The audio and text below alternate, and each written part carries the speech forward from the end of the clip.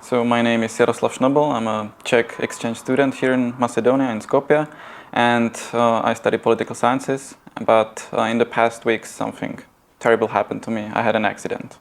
Jaroslav Schnobel, што се случи? Што се случи околу, како кажа ти, имаше ужасна несреќа.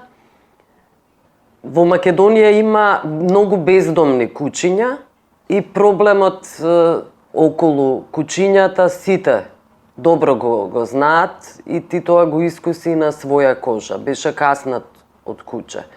So Friday, 3 weeks ago, I think, I was exploring Skopje area because I'm a Czech abroad exchange student here and I like to explore, I like to see places. So I went to Aqueduct, Skopje Aqueduct, which is a historical site. And before I got to the historical site of Skopje Aqueduct, I was bitten by a street dog. So when that happened, I immediately found a nearby hospital. I took a taxi driver with me, and it happened to be Sistina, because that's the closest hospital to Skopje Aqueduct.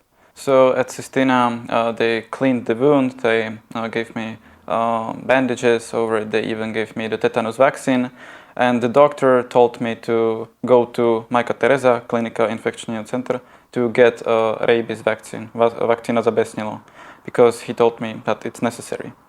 И што се случи потоа? Откако ти беше препорачено да земеш вакцина против беснило? So I got to Majka Tereza, Klinika za infekčního centra, and they told me that they do not have the vaccine za bеснило. So instead of that, they gave me another tetanus vaccine and they told me I can go home. But then my Czech university found out about this accident and got involved because they insisted on me getting the vaccine, and I did too, because it's necessary. If you get bitten by a street dog and you do not know whether the dog was infected or not and you cannot prove it, you should find the vaccine. So then I contacted my insurance company because I thought they could help me with that. So they gave me a Macedonian delegate for the insurance company who was trying to find the vaccine here in Macedonia and in neighboring countries such as in Sofia in Bulgaria or in Solun in Greece. But he was unsuccessful. So he said that I can go to Sofia or Solun, but there would be uncertainty whether I would get the vaccine or not. So by the end, he just told me, I think it's gonna be best for you to just go home and get vaccinated in the Czech Republic. So because the vaccine for rabies is most effective within 3 days, 72 hours, I decided to just go home and do not really think about it. So I took a flight from Skopje to Vienna, then I traveled to a city of Brno and they vaccinated me there. But the thing is that it's 5 doses of the vaccine after you get bitten by an animal. So the 5 doses are taken within 28 days. So the first day, third day, 7th day, 14th day, and 28th day. So I took my first 3 doses back home, but because I needed to go to Skopje as soon as possible because I'm studying here, I asked the doctor whether he could prescribe me the vaccine or not, and he said yes, but you will have to, of course, pay for it because it's not gonna be taken in the Czech hospital. I got my 4th dose already here in Skopje. I'm back. There was no issue at the airport or whatever, but it's just the thing that I had to stop my studies for 2 weeks. I had to fly back home. It was an expensive trip. I'm safe now, I'm healthy, but it was something I don't think I should undergo, and I don't think anyone should go through anything like that again. Зошто нема во Македонија вакцина? Дали ти беше објаснето? Well, they said that it's not really necessary to take the vaccine here because there's no rabies issue here in Macedonia. Macedonia is rabies free for more than 30 years, so there's no need to get the vaccine. But the thing is that if you do not know whether the animal was infected or not and you cannot prove it, there is a chance that it had rabies, and if rabies is not taken care of, you can die. That's the thing. I don't want to risk my health because of that. Не можам да разберам. Кој тоа ти го кажа, Јарослав? Кој ти го даде ова објаснување? Well, it was mostly the insurance company guy who contacted some institution here in Macedonia, and they just told him that it's not really necessary to take the vaccine. And as I was reading some articles about rabies here in Macedonia, it basically said the same, that there's no rabies in Macedonia and you don't really need to get the vaccine here. So that's an issue because for me, back home in Czech Republic, it's mandatory to get a vaccine if you get bitten and you cannot really prove that it had rabies or not. So it's mandatory by law. And it strikes me that the same thing doesn't apply here, where the street dogs problem is a big issue. Човекот од компанија за осигурување. Можеш ли тоа да го објасниш? Навистина не се разбира кој е тој човек, од која компанија, со кого разговарал, кој му препорачал. Ме интересира дали препораката доаѓа од официјални институции, да не се вакцинираш од беснило. Okay, so I'm pretty sure he mentioned that he contacted some kind of an institute for health here in Macedonia. I'm not really sure what kind of an institution that is, but I think it might go under the Ministry of... Yeah, so he contacted them, and they told him that there's not really an issue to go through that. If... I don't know why. Не можам да разберам. Која е таа осигурителна компанија? Okay. Можеш ли тоа да објасниш заради тоа што ова не се официјални податоци? Well, so it's an international insurance company called AXA, and I'm using them for a long time because I had never had any issues with them. And I really think they tried to do their job. They really tried to find the vaccine here in Macedonia. They contacted a bunch of people, but there was just no vaccine here in Macedonia. And there was no other option for me to go other than go back home. And also the coordinator at my university basically contacted a bunch of hospitals around the country, and anywhere she contacted, they told her that basically there's no vaccine for rabies in the whole country of Macedonia. So I had no other option to just then to go home. And I also know other cases of when people had to go back home because they were, I don't know, bitten by a cat here. So I know another Czech person who had to go under same thing. They were bitten by a cat here and they had to travel back home to get vaccinated. So it's an issue and it happens to people, and it's crazy that it happened. Добро, и на крај сепак прими вакцина. Of course, in the end, I had to receive the vaccine because health is the most important thing for me and I don't want to risk anything. So I got back home and now I'm here. So I still have to receive my 5th dose, which will happen in 2 weeks. I'm safe now, but I don't really think anyone should go through anything like that again. Добро, ти благодарам, Јарослав. Тоже благодарам.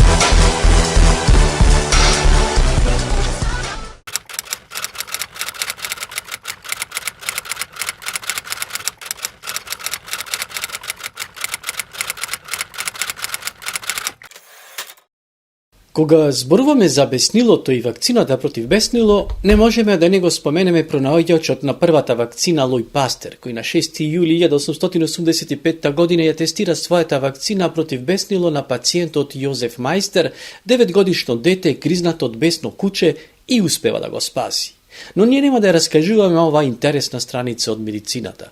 Ќе се навретиме на денешната ситуација. Беснилото и денес е одговорно за 59.000 човечки смртни случаи секоја година во светот. Товарот на болеста го носат главно Африка и Азија, каде кучињата се главниот вектор на пренесување на луѓето. Европа е поштедена скоро во целост од беснило. Франција, на пример, е официјално слободена од беснило од 2001 година. Ретките случаи, забележани кај животните, се однесуваат на лилјаци, но и кучиња и мачки или други животни заразени во земјите каде што е застапена болеста, а потоа се увезуваат нелегално. Беснилото може ефикасно да се спречи со вакцинација, но секогаш е фатално штом ќе се појават првите знаци на болеста, стои на веб страницата на Институтот Пастер. Ерве Бурхи, професор на Институтот Пастер за РФИ, вели дека превенцијата на беснилото се потпира на воспитување на населението во контакт со животните, за начинот да се заштити, како и да го информира медицинскиот персонал на ризикот поврзан со беснилото. Alors la vaccination préventive est très limitée, très encadrée à des personnes qui sont exposées dans le cadre de leur profession. Ce que l'on vise particulièrement dans nos campagnes d'information, c'est d'éduquer la population vis-à-vis du risque suite à une exposition potentielle, et donc ça touche ce qu'on appelle la prophylaxie, la post-exposition, c'est-à-dire après le contact avec un animal à risque. Вирусот на беснило од родот лиса вирус е присутен во плунката на заразените животни, кучиња, мачки, диви цицачи и така натаму. Преносот се јавува со директен контакт со плунката на животното, контаминирано со каснување, гребење или дури лижење на ескорираната кожа на мукозната мембрана. Контаминацијата од човек на човек е ретка, трансплантација на органи, пренос од мајка на фетус. Затоа, потребата од вакцинација на домашните животни, но и на дивите. C'est aujourd'hui le grand leitmotiv de toutes nos organisations internationales, que ce soit l'OMS ou l'Organisation mondiale de la santé animale, l'OIE, c'est effectivement de favoriser, de développer dans les pays où la rage circule, la prophylaxie, donc la vaccination des animaux qui constituent le relais vers l'homme. Вирусот на беснилото е невротропен, го инфицира нервниот систем и влијае на неговото функционирање. Не предизвикува физички видливи лезии во мозокот, но ги нарушува невроните, особено оние кои ги регулираат автономните функции, како што се срцевата активност или дишењето. По неколку дена до неколку месеци на инкубација, најчесто засегнатата индивидуа развива слика на енцефалитис. Симптоматската фаза често започнува со дисфагија, отежнато голтање, и разни невропсихијатриски нарушувања, вклучувајќи анксиозност и агитација. Понекога се забележува и хидрофобија, неволен спазам на мускулите на вратот и диафрагмата при поглед на вода. Откако ќе се прогласат знаците, прогресијата е кон кома и смрт во рок од неколку часа до неколку дена. Освен неколку опишани случаи, исходот е секогаш фатален кога болеста е прогласена.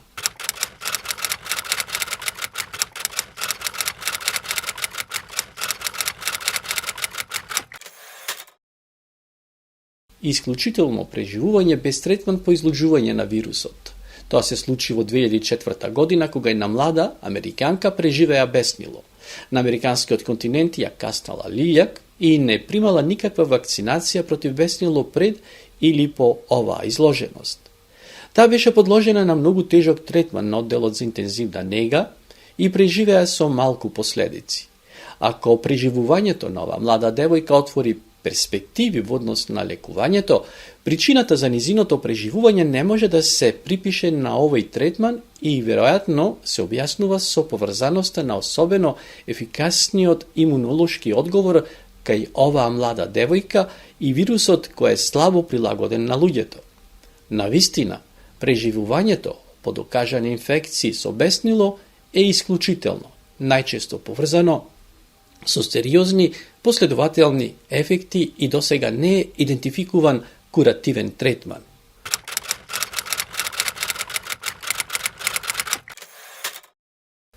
Беснилото, како што реков, е одговорно за околу 59.000 смртни случаи годишно во светот, главно во Азија и Африка, најчесто покаснување од бесно куче. Овие смртни случаи се објаснуваат со недостигот на имплементација на мерки за контрола на болеста кај кучињата во овие земји и со големи тешкоти во пристапот до профилакса после изложеност за најранливите популации. Меѓутоа, во Западна Европа, епидемиолошката ситуација за беснило е многу поволна од почетокот на 21. век. Например, Франција не е погодена од беснило кај нелетечките копнени цицачи од 2001 година. Сите цицачи освен лилјаците тука. Ниту еден случај на човечко беснило поради класичниот вирус на беснилото стекнато во континентална Франција не е пријавен од 1924 година. Во 2008 година во Гвајана беше потврден човечки случај поврзан со вирус многу близок до оние што циркулираат кај лилјаците што цицаат крв во Латинска Америка. Исто така, евентирана е и смрт на пациент во 2019 година по инфекција со лиса вирус на лилјак. Неколку човечки случаи стекнати надвор од француската територија се диагностицирани во Франција. Последните случаи на беснило во Франција се однесуваат на возрасен маж заразен во Бангладеш и починат во 2016 година и 10-годишно дете заразено во Шри-Ланка и починато во 2017 година. Затоа е важно да се запамети дека мора да се држите подалеку од диви животни насекаде во светот, лилјаци, мајмуни и така натаму, и никогаш да не ги допирате или да ги храните домашните животни во земји каде што беснилото кај кучињата не е контролирано, главно во Азија, Африка и во помала мера во Централна Европа, Блискиот Источ, Јужна Америка и се разбира кај нас во Југоисточна Европа. За да се согледа сериозноста на превенцијата на беснилото кај луѓето, доволно да се погледаат страниците на француската влада со сите совети до граѓаните со линкови кон другите институции, како и совети за патувања во странство. Беснилото велат може 100% да се спречи со спроведување на профилакса после експозиција рано по изложувањето на животно за кое постои сомневање дека е бесно, односно гризнување или лижење. Овој превентивен третман вклучува чистење на сите рани веднаш по каснување или гревење, вода и сапун во текот на 15 минути. Потоа, внимателна антисепса, се препорачува и тестирање на имунитетот на тетанус, како антибиотска профилакса во одредени случаи. Самата профилакса после изложеност вклучува вакцинација, придружена со администрација на серум против беснило за најтешките изложувања. Третманот мора да се спроведе брзо по изложувањето, пред да се појават првите симптоми кои означуваат незапирливо фатален исход.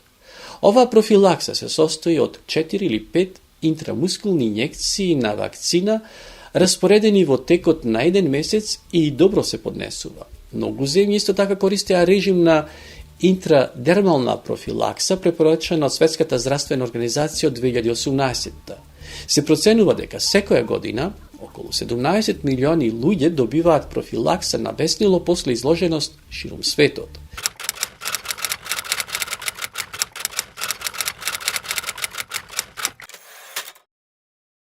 Ситуациите кои се сметаат за ризични од пренесување на беснило на европска територија и кои треба да доведат до брза консултација во Центар против беснило се каснување, гребаници, контакт со плунка на рани или мукозни мембрани во друга земја каде беснилото се уште циркулира кај кучињата, домашните месојади или дивиот свет, како и во Гвајана.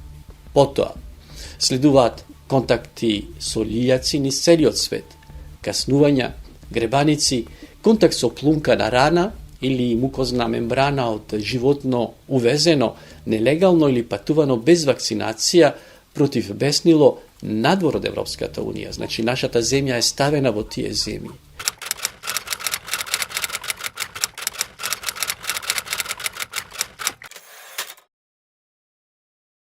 Во 2022 година, во Франција, 2391 лице примиле профилакса против изложеност во Француски центар против беснило, вклучувајќи 62,2% од луѓето изложени во странство. А кога зборуваме за достапност на вакцините како за тетанус, Таа е задолжителна кај младата популација. Првата вакцина е на возраст од 6, потоа на 11 и 13 години, кај возрастните на 25 години, 45 години и 65 години. Потоа на секои 10 години, 75, 85, 95, 105. Во случај на рана, лицата чиј план за вакцинација не е ажуриран со предмет на посебна грижа, во случај на мала чиста рана, веднаш се администрира доза на вакцина и се наведува датумот на бустерите што треба да се дадат.